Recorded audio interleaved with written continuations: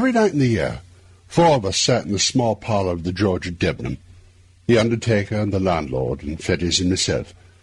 Sometimes there would be more, but blow high, blow low, come rain or snow or frost, we 4 would each be planted in his own particular armchair. Fettes was an old drunken Scotchman, a man of education, obviously, and a man of some property, since he lived in idleness. He had come to Devon years ago, while still young, and by a mere continuance of living had grown to be an adopted townsman. His blue camlet cloak was local antiquity, like the church spire. His place in the parlour at the George, his absence from church, his old crappiness, disreputable vices, were all things, of course, in Devon. He had some vague radical opinions and some fleeting infidelities, which he would now and again set forth and emphasize with tottering slaps upon the table. He drank rum, 5 glasses regularly every evening, and for the greater portion of his nightly visit to the George sat, with his glass in his right hand, in a state of melancholy alcoholic saturation. We called him the doctor, for he was supposed to have some special knowledge of medicine, and had been known, upon a pinch, to set a fracture or reduce a dislocation. But beyond these slight particulars, we had no knowledge of his character or antecedents. One dark winter night, it had struck 9 some time before the landlord joined us, there was a sick man in the George, a great neighbouring proprietor suddenly struck down with apoplexy on his way to Parliament, and the great man's still greater London doctor had been telegraphed to his bedside.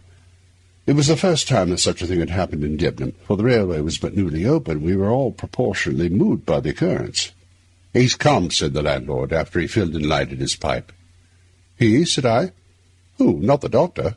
"Himself," replied our host. "What's his name?" "Dr. McFarlane," said the landlord. Fettes was far through his 3rd tumbler, stupidly fuddled, now nodding over and staring mazily around him, but at the last word he seemed to awaken, and repeated the name McFarlane twice, quietly enough the first time, but with sudden emotion in the second. "Yes," said the landlord, "that's his name, Dr. Wolfe McFarlane." Fettes became instantly sober. His eyes awoke, his voice became clear, loud, and steady, his language forcible and earnest. We were all startled by the transformation, as if a man had risen from the dead. "I beg your pardon," he said. "I am afraid I have not been paying much attention to your talk. Who is this Wolfe McFarlane?" And then, when he had heard the landlord out, "It cannot be, he added, "and yet I would like well to see him face to face." "Do you know him, doctor?" said the undertaker with a gasp. "God forbid," was the reply. "And yet the name's a strange one. It were too much to fancy too. Tell me, landlord, is he old?" "Well," said the host, "he's not a young man to be sure, and his hair is white, but he looks younger than you. He is older, though, years older, but," with a slap on the table, "it's the rum you see in me face. Rum and sin. This man perhaps may have an easy conscience and good digestion. Conscience! Hear me speak. You would think I was some good old decent Christian, would you not? But no, not I. I never canted. Voltaire may have canted if he stood in my shoes. But the brains," with a rattling fillip on his bald head, "the brains were clear and active, and I saw and made no deductions." "If you know this doctor," I ventured to remark, after a somewhat awful pause, "I should gather that you do not share the landlord's good opinion." Fettes paid no regard to me. "Yes," he said with sudden decision, "I must see him face to face." There was another pause, and then a door was closed rather sharply on the first floor, and a step was heard upon the stair. "That's the doctor," cried the landlord. "Look sharp and you can catch him." It was but 2 steps from the small parlour to the door of the old George. The wide oak staircase landed almost in the street. There was room for a turkey rug and nothing more between the threshold and the last round of the descent. But this little space was every evening brilliantly lit up, not only by the light upon the stair and the great signal lamp below the sign, but by the warm radiance of the bar-room window. The George thus brightly advertised itself to passers-by in the cold street. Fettes walked steadily to the spot, and we, who were hanging behind, beheld the 2 men meet, as one of them phrased it, face to face. Dr. McFarlane was alert and vigorous. His white hair set off his pale and placid, though energetic countenance. He was richly dressed in the finest of broadcloth and the whitest of linen, with a great gold watch-chain with studs and spectacles of the same precious material. He wore a broad-folded tie, white and speckled with lilac, and he carried on his arm a comfortable driving coat of fur. There was no doubt but he became his years, breathing as he did of wealth and consideration, and it was a surprising contrast to see our parlour sot, bald, dirty, pimpled, and robed in his old camlet cloak, confront him at the bottom of the stairs. "McFarlane," he said somewhat loudly, more like a herald than a friend. The great doctor pulled up short on the fourth step, as though the familiarity of the address surprised and somewhat shocked his dignity. "Toddy McFarlane," repeated Fettes. The London man almost staggered. He stared for the swiftest of seconds at the man before him, glanced behind him with a sort of scare, and then in a startled whisper, "Fettes," he said, "you." "Aye," said the other, "me. Did you think I was dead too?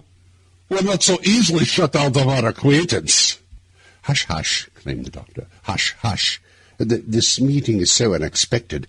I can see that you are unmanned. I hardly know you. I confess at first, but I am overjoyed to have this opportunity. For the present it must be how do you do and goodbye in one, for my fly is waiting, and I must not fail the train. But you shall, let me see, yes, you shall give me your address, and you can count on early news of me. We must do something for you, Fettes.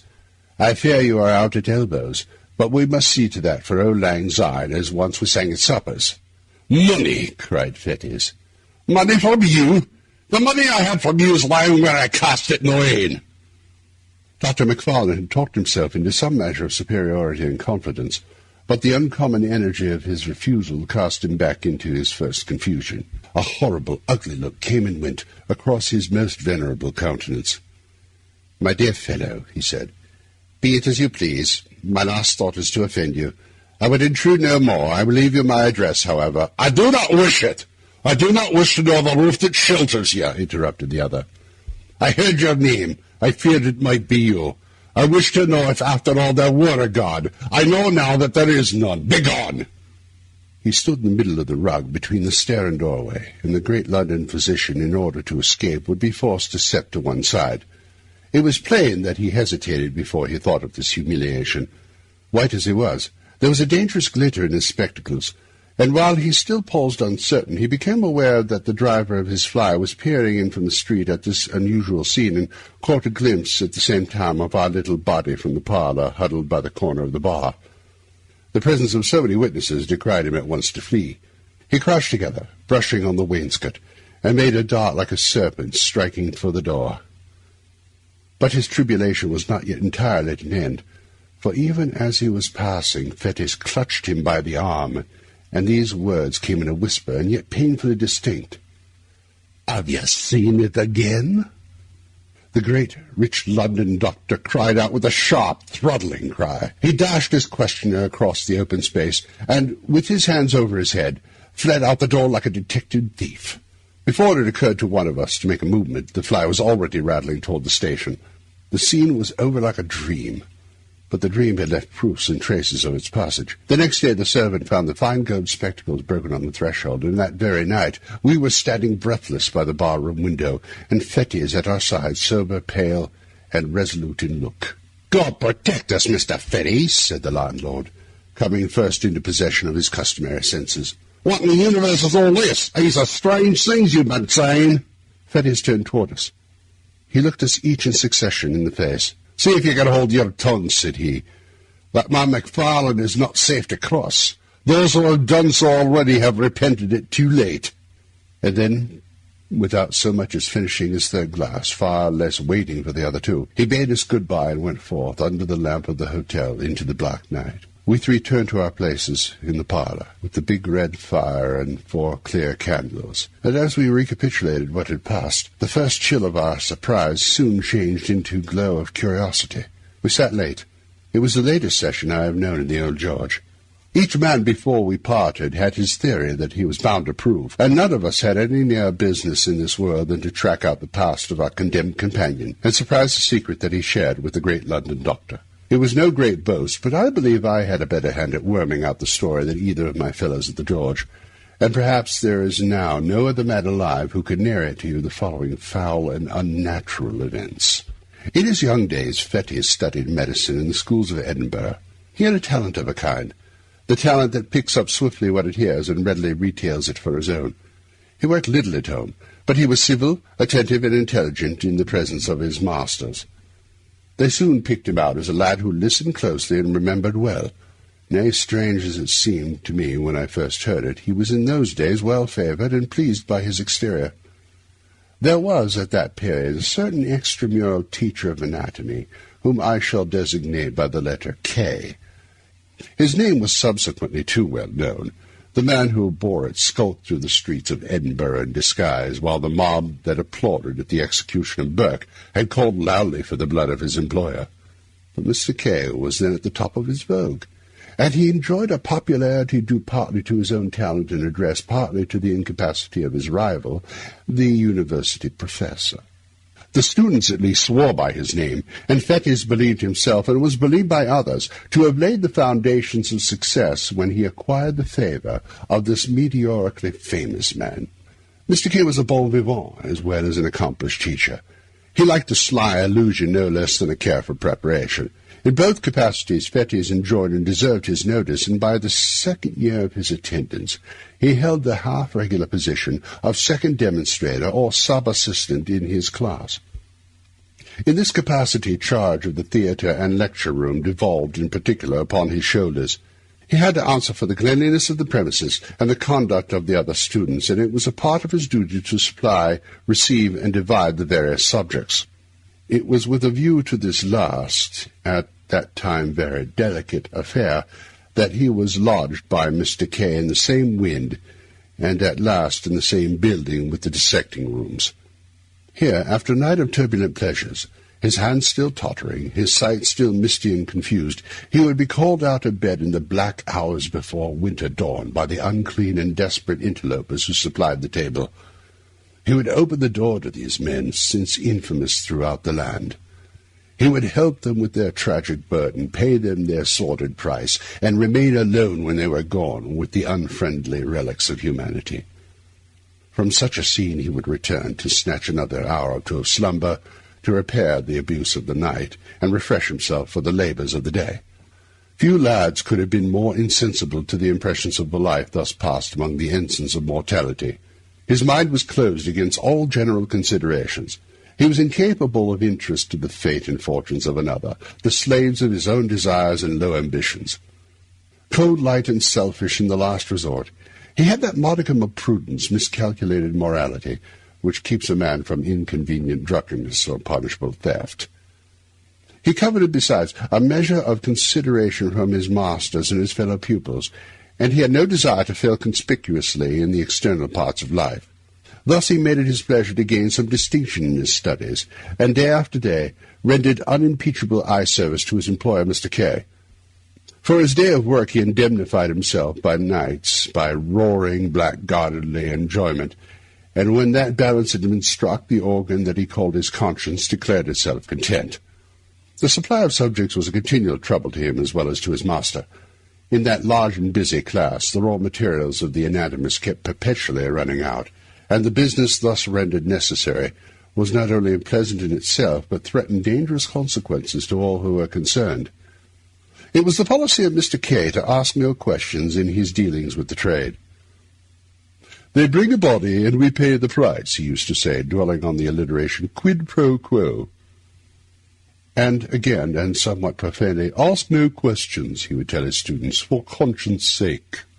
There was no understanding that the subjects were provided by the crime of murder. Had the idea been broached to him in words, he would have recoiled in horror. But the lightness of speech upon so grave a matter was in itself an offence against good manners, and a temptation to the men with whom he dealt. Fettes, for instance, had often remarked to himself upon the singular freshness of the bodies.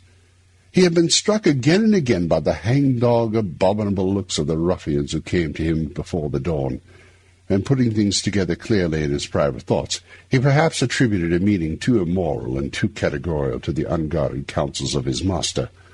He understood his duty, in short, to have three branches: to take what was brought, to pay the price, and to avert the eye from any evidence of crime. One November morning this policy of silence was put sharply to the test. He had been awake all night with a racking toothache, pacing his room like a caged beast or throwing himself in fury upon his bed, and had fallen at last into that profound uneasy slumber that so often follows on a night of pain, and he was awakened by the third or fourth angry repetition of the concerted signal. There was a thin, bright moonshine. It was bitter cold, windy and frosty. The town had not yet awakened, but an indefinable stir already precluded the noise and business of the day. The ghouls had come out later than usual, and they seemed more than usually eager to be gone. Fettes, sick with sleep, lighted them upstairs. He heard their grumbling Irish voices through a dream, and as they stripped the sack from the sad merchandise, he leaned dozing with his shoulder propped against the wall. He had to shake himself to find the men their money. As he did so, his eyes lighted on the dead face. He started. He took 2 steps nearer, with the candle raised. "God Almighty!" he cried. "That is Jane Gilbreth!" The men said nothing, but they shuffled near the door. "I know what I tell you," he continued. "She was alive and hearty yesterday. It's impossible that she could be dead. It's impossible you should have got this body fairly." "Sure, sir, you're mistaken entirely," said one of the men. But the other looked Fettes darkly in the eyes, and demanded the money on the spot. It was impossible to misconceive the threat or exaggerate the danger. The lad's heart failed him. He stammered some excuses, counted out the sum, and saw his hateful visitors depart. No sooner were they gone than he hastened to confirm his doubts.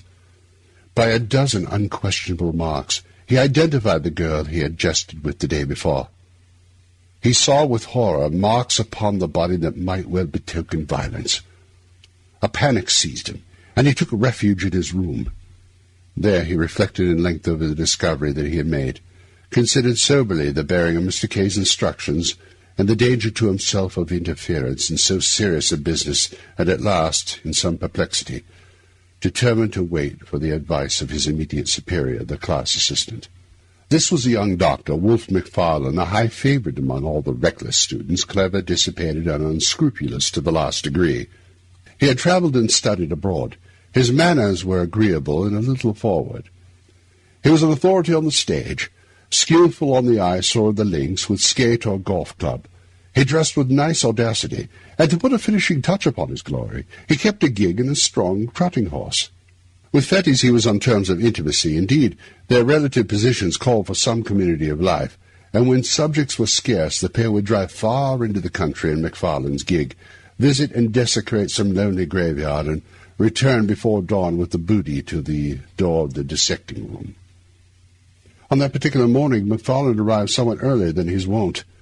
Fettes heard him and met him on the stairs, told him his story, and showed him the cause for his alarm. McFarlane examined the marks on her body. "Yes," he said with a nod, "it looks fishy." "Well, what should I do?" asked Fettes. "Do?" repeated the other. "Do you want to do anything? Less said, soonest mended, I should say."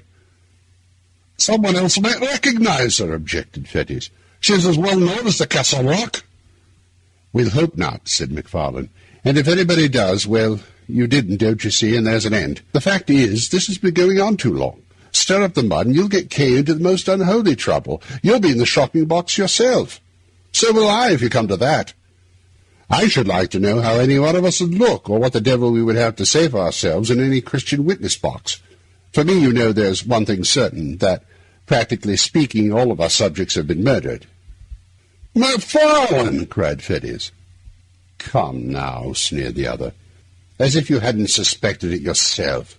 "Suspecting is one thing, and proof another. Yes, I know, and I'm as sorry as you are this should have come here," tapping the body with his cane. "The next best thing for me is not to recognize it. And," he said coolly, "I don't. You may, if you please. I don't dictate, but I think a man of the world would do as I do, and I may add, I fancy that is what Kay would look at our hands. The question is, why did he choose us for 2 assistants? And I answer, because he didn't want old wives." This was a tone of all others to affect the mind of a lad like Fettes. He agreed to imitate McFarlane. The body of the unfortunate girl was duly dissected, and no one remarked or appeared to recognize her. One afternoon, when his day's work was over, Fettes dropped into a popular tavern and found McFarlane sitting with a stranger. This was a small man, very pale and dark, with coal-black eyes. The cut of the features gave a promise of intellect and refinement, but which was feebly realized in his manners, for he proved, upon nearer acquaintance, coarse, vulgar, and stupid. He exercised, however, very remarkable control over McFarlane, issued orders like the great Bradshaw, became inflamed at the least discussion or delay, and commented rudely on the civility in which he was obeyed. This most offensive person took a fancy to Fettes on the spot, plied him with drinks, and honoured him with unusual confidences in his past career. If a tenth part of what he confessed was true, it was a very loathsome rogue, and the lad's vanity was tickled by the attention of so experienced a man. "I'm a pretty bad fellow myself," the stranger remarked, "but McFarlane is the boy. Toddy McFarlane, I call him. Toddy, order your friend another glass. Or it might be, Toddy, you jump up and shut the door." "Toddy hates me," he said again. "Oh, yes, Toddy, you do." "Don't you call me that confounded name," growled McFarlane. "Hear him? Did you ever see the lads play knife? He would like to do that all over my body," remarked the stranger. "We medicals have a better way than that," said Fettes. "When we dislike a dead friend of ours, we dissect him." McFarlane looked up sharply, as though this jest was scarcely on his mind. The afternoon passed. Gray, for that was the stranger's name, invited Fettes to join them at dinner, ordered a feast so sumptuous that the tavern was thrown into commotion, and when all was done, commanded McFarlane to settle the bill. It was late before they separated. The man Gray was incapably drunk. McFarlane, sobered by his fury, chewed the cud of the money he had been forced to squander, and the slights he had been obliged to swallow. Fettes, with various liquors singing in his head, returned home with devious footsteps and a mind entirely in abeyance. The next day McFarlane was absent from class, and Fettes smiled to himself as he imagined him still squiring the intolerable Gray from tavern to tavern. As soon as the hour of liberty had struck, he posted from place to place in quest of his last night's companions. He could find them, however, nowhere, so he returned early to his rooms, went early to bed, and slept the sleep of the just. At 4 in the morning he was awakened by a well-known signal. Descending to the door, he was filled with astonishment to find McFarlane with his gig, and in the gig one of those long and ghastly packages with which he was so well acquainted. "What?" he cried. "Have you been out alone? How did you manage?" But McFarlane silenced him roughly, bidding him return to business. When they had got the body upstairs and laid it on the table, McFarlane made at first as if he were going away. Then he paused and seemed to hesitate, and then, "You had better look at the face," said he, in tones of some constraint. "You had better," he repeated, as Fettes only stared at him in wonder. "But where, and how and when did you come by it?" cried the other. "Look at the face," was the only answer. Fettes was staggered. Strange doubts assailed him. He looked from the young doctor to the body, and then back again. At last, with a start, he did as he was bidden. He had almost expected the sight that met his eyes, and yet the shock was cruel. To see, fixed in the rigidity of death, and naked in that coarse layer of sackcloth, the man whom he had left well clad and full of meat and sin upon the threshold of a tavern, awoke, even in the thoughtless Fettes, some of the terrors of the conscience. It was crass Tibby which re-echoed in his soul that the two of them had known should have come to lie upon these icy tables. Yet these were only secondary thoughts. The first concern regarded Wolfe. Unprepared for a challenge so momentous, he knew not how to look his comrade in the face. He durst not meet his eye, and he had neither words nor voice at his command. It was McFarlane himself who made the first advance. He came up quietly behind and laid his hand gently but firmly on the other's shoulders. "Richardson," said he, "may have the head." Now Richardson was a student who had long been anxious for that portion of the human subject to dissect. There was no answer, and the murderer resumed. "Talking of business, you must pay me. Your accounts, you see, must tally." Fettes found a voice, the ghost of his own. "Pay you?" he cried. "Pay you for that?" "Why, yes, of course you must. By all means and on every possible account you must," returned the other. "I dare not give it for nothing. You dare not take it for nothing. It would compromise us both. This is another case like Jane Gilbreth's. The more things are wrong, the more we must act if we're all right. Where does old K keep his money?" "There," answered Fettes hoarsely, pointing to a cupboard in the corner. "Give me the key, then," said the other, calmly holding out his hand. There was an instant's hesitation, and the die was cast. McFarlane could not suppress a nervous twitch, the infinitesimal mark of an immense relief, as he felt the key between his fingers. He opened the cupboard, brought out pen and ink and a paper book that stood in one compartment, and separated from the funds in a drawer of some suitable to the occasion. "Now look here," he said. "There is a payment made. First proof of your good faith, first step to your security. You have now to clinch it by the second. Enter the payment in your book, and then you, for your part, may defy the devil." The next few seconds were for Fettes an agony of thought, but in balancing his terrors it was the most immediate that triumphed. Any futile difficulty seemed almost welcome if he could avoid a present quarrel with McFarlane. He set down the candle which he had been carrying all this time, and with a steady hand entered the date, the nature, and the amount of the transaction. "And now," said McFarlane, "it is only fair that you should pocket the lucre. I've had my share already. By the by, when a man of the world falls into a bit of luck, he has a few shillings extra in his pocket. I'm ashamed to speak of it, but there's a rule to conduct in the case. No treating, no purchase of expensive class books, no squaring of old debts. Borrow, don't lend." "McFarlane," began Fettes, still somewhat hoarsely. "I put my neck in the halter to oblige you." "To oblige me?" cried Wolfe. "Oh, come! You did as near as I can see in the matter, and you downright had to do it in self-defence. Suppose I got into trouble, where would you be? The second little matter flows clearly from the first. Mr. Grey is the continuation of Miss Gilbrath. You can't begin and then stop. If you begin, you must keep on beginning, and that's the truth. No rest for the wicked." A horrible sense of blackness and the treachery of fate seized upon the soul of the unhappy student. "My God!" he cried. "But what have I done? Where do I begin? To be made a class assistant in the name of a reason, where is the harm in that? Service wanted the position. Service might have got it.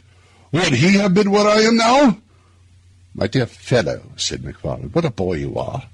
What harm has come to you? What harm can come to you if you hold your tongue? Why, man, do you know what this life is? There are two squads of us, the lions and the lambs. If you're a lamb, you'll come to lie upon these tables like Grey or Jane Gilbrath. If you're a lion, you'll live and drive a horse like me, like Kay, like all the world with any wit or courage. You're staggered at the first. But look at Kay, my dear fellow, you're clever, you have pluck. I like you, and Kay likes you. You're born to lead the hunt, and I tell you on my honour and my experience of life, 3 days from now you'll laugh at all these scarecrows like a high school boy at a farce." And with that McFarlane took his departure, and drove up the wind in his gig to get under cover before daylight. Fettes was left alone with his regrets. He saw the miserable peril at which he stood involved. He saw with inexpressible dismay that there was no limit to his weakness, and that, from concession to concession, he had fallen from the arbiter of McFarlane's destiny to his paid and helpless accomplice. He would have given the world to have been a little braver at the time, but it did not occur to him that he might still be brave.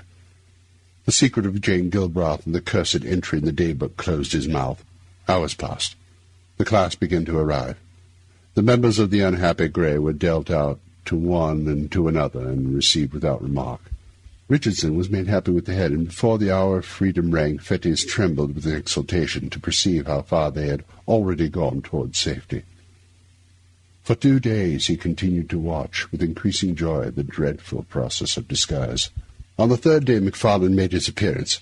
He had been ill, he said, but he had made up for lost time by the energy in which he directed his students. To Richardson in particular he extended the most valuable assistance and advice, and that student, encouraged by the praise of the demonstrator, burned high with ambitious hopes, and saw the medal already in his grasp. Before the week was out, McFarlane's prophecy had been fulfilled. Fettes had outlived his terrors, and had forgotten his baseness. He began to plume himself upon his courage, and so arranged the story in the mind that he could look back on these events with an unhealthy pride. Of his accomplice he saw but little. They met, of course, in the business of the class. They received their orders together from Mr. K. At times they had a word or two in private, and McFarlane was from first to last particularly kind and jovial. But he was plain that he avoided any reference to their common secret, and even when Fettes whispered to him that he had cast his lot with the lions and forsworn the lambs, He only signed to him smilingly to hold his peace. At length an occasion arose which threw the pair once more into a closer union. Mr. K. was again short of subjects. Pupils were eager, and it was a part of this teacher's pretensions to be always well supplied. At the same time, there came news of a burial in the rustic graveyard of Glencorse. Time had little changed the place in question. It stood then, as now, upon a crossroad, out of call of human inhabitants, and buried fathom deep in the foliage of 6 cedar trees. The cries of the sheep upon the neighbouring hills, the streamlets upon either hand, one loudly singing among pebbles, the other dripping furtively from pond to pond, the stir of the wind in mountainous old flowing chestnuts, and once in 7 days the voice of the bell in the old tunes of the precentor, were the only sounds that disturbed the silence around the rural church. The Resurrection Man, to use the by-name of the period, was not to be deterred by any of the sanctities of customary piety. It was part of his trade to despise and desecrate the scrolls and trumpets of old tombs, the paths worn by the feet of worshippers and mourners, and the offerings and inscriptions of bereaved affection. To rustic neighbourhoods where love is more commonly tenacious, and where some bonds of blood and fellowship unite the entire society of a parish, the Body Snatcher, far from being repelled by natural respect, was attracted by the ease and safety of the task. To bodies that had been laid in earth, in joyful expectation of a far different awakening, there came that hasty, lamplit, terror-haunted resurrection of the spade and mattock. The coffin was forced, the crements torn, and the melancholy relics, clad in sackcloth, after being rattled for hours on moonless byways, were at length exposed to uttermost indignities before a class of gaping boys. Somewhat as 2 vultures may swoop upon a dying lamb, Fettes and McFarlane were to be let loose upon a grave in that green and quiet resting-place. The wife of a farmer, a woman who had lived for 60 years and been known for nothing but good butter and godly conversation, was to be rooted from her grave at midnight and carried, dead and naked, into that far-away city that she had always honoured with her Sunday's best. The place beside her family was to be empty till the crack of doom, her innocent and almost venerable members to be exposed to that last curiosity of the anatomist. Late one afternoon the pair set forth, well wrapped in cloaks and furnished with a formidable bottle. It rained without remission, a cold, dense, lashing rain. Now again there blew a puff of wind, but these sheets of falling water kept it down. Bottle and all, it was a sad and silent drive as far as Pennachuck, where they were to spend the evening. They stopped once to hide their implements in a thick bush not far from the churchyard, and once again at the Fisher's Tryst, to have a toast before the kitchen fire and vary their nips of whisky with a glass of ale. When they reached their journey's end, the gig was housed, the horse was fed and comforted, and the 2 young doctors in a private room sat down to the best dinner and the best wine the house afforded. The lights, the fire, the beating rain upon the window, the cold, incongruous work that lay before them, added zest to their enjoyment of the meal. With every glass their cordiality increased. Soon McFarlane handed a little pile of gold to his companion. "A compliment," he said. "Between friends, these little dead accommodations ought to fly like pipelights." Fettes pocketed the money and applauded the sentiment to the echo. "You are a philosopher," he cried. "I was an ass until I knew you. You and Kay between you, by the Lord Harry, but you'll make a man of me." "Of course we will," applauded McFarlane. "A man? I tell you it required a man to back me up the other morning. There were some big brawling 40-year-old cowards who would have turned sick at the look of the dead thing, but not you. You kept your head. I watched you." "Well, and why not?" Fettes thus vaunted himself. "It was no affair of mine. There was nothing to gain in the one side but disturbance, and the other I could count in your gratitude, don't you see?" And he slapped his pocket till the gold pieces rang. McFarlane somehow felt a certain touch of alarm at these unpleasant words.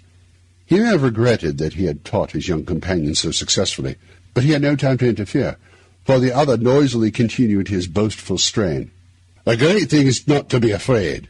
Now, between you and me, I don't want to hang. That's practical.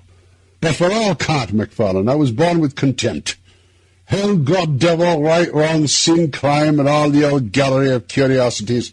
They may frighten boys, but men of the world like you and me despise them. Here's to the memory of Grey." It was by this time growing somewhat late. The gig, according to order, was brought round to the door with both lamps brightly shining, and the young men had to pay the bill and take the road. They announced that they were bound for Pebbles, and drove in that direction till they were clear of the last houses of the town. Then, extinguishing their lamps, returned upon their course, and followed a by-road toward Glencorse. There was no sound but that of their own passage, and the incessant strident pouring of the rain. It was pitch dark. Here and there a white gate or a white stone in the wall guided them for a short space across the night, but for the most part it was at a foot-pace, and almost groping, that they picked their way through the resonant blackness of their solemn and isolated destination. In the sunken woods that traversed the neighbourhood of the burying ground, the last glimmer failed them, and it became necessary to kindle a match and re-illume one of the lanterns of the gig. Thus, under the dripping trees, and environed by huge and moving shadows, they reached the scene of their unhallowed labours. They were both experienced in such affairs, and powerful with the spade, and they had scarce been 20 minutes at their task before they were awarded by a dull rattle of the coffin lid. At the same moment, McFarlane, having hurt his hand upon a stone, flung it carelessly above his head. The grave, in which they now stood almost to the shoulders, was close to the edge of the plateau of the graveyard, and the gig lamp had been propped, the better to illuminate their labours, against a tree, and on the immediate verge of the steep bank descending to the stream. Chance had taken a sure aim with the stone. Then came a clang of broken glass. Night fell upon them. Sounds alternately dull and ringing announced the bounding of the lantern down the bank, and its occasional collision with the trees. A stone or two, which had dislodged in its descent, rattled behind it into the profundities of the glen. And then silence, like night, resumed its sway. And they might bend their hearing to its utmost pitch, but naught was to be heard except the rain, now marching to the wind, now steadily falling over miles of open country. They were so nearly at the end of their abhorred task that they judged it wisest to complete it in the dark. The coffin was exhumed and broken open, the body inserted in the dripping sack and carried between them to the gig. One mounted to keep it in its place, the other, taking the horse by the mouth, groped along by wall and brush until they reached the wider road by the Fisher's Tryst. Here was a faint diffused radiancy, which they hailed like daylight.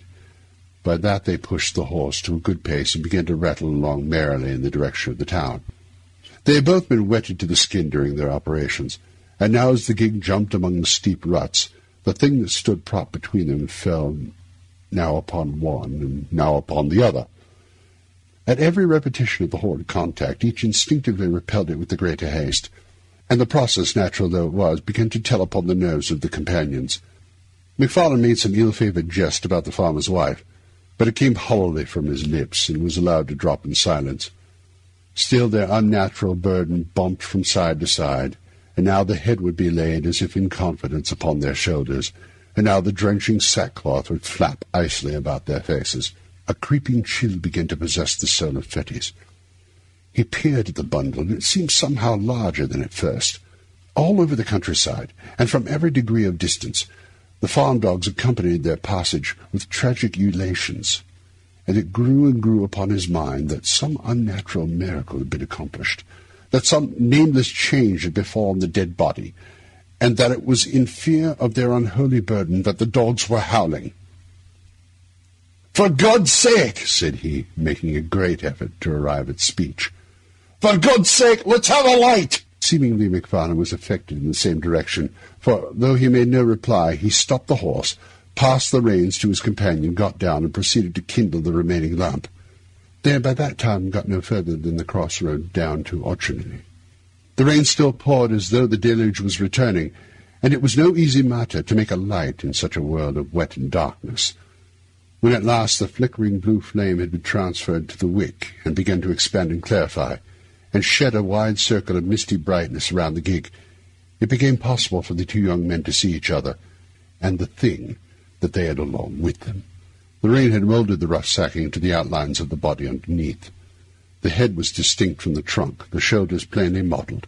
Something at once spectral and human riveted their eyes upon the ghastly comrade of their drive. For some time McFarlane stood motionless, holding up the lamp. A nameless dread was swathed like a wet sheet about the body, and tightened the white skin of the face of Fettes. a fear that was meaningless, a horror that could not be, kept mounting to his brain. Another beat of the watch, and he had spoken, but his comrade forestalled him. "That is not a woman," said McFarlane in a hushed voice. "It was a woman when I put her in," whispered Fettes. "Hold the lamp," said the other. "I must see her face." And as Fettes took the lamp, his companion untied the fastenings of the sack and drew down the cover from the head. The light fell very clear upon the dark, well-moulded features and smooth-shaven cheeks of a too familiar countenance. Often beheld in dreams both of these young men. A wild yell rang up into the night. Each leaped from his own side into the roadway. The lamp fell, broke, and was extinguished, and the horse, terrified by this unusual commotion, bounded and went off toward Edinburgh at a gallop, bearing along with it its sole occupant of the gig, the body of the dead and long-dissected Grey.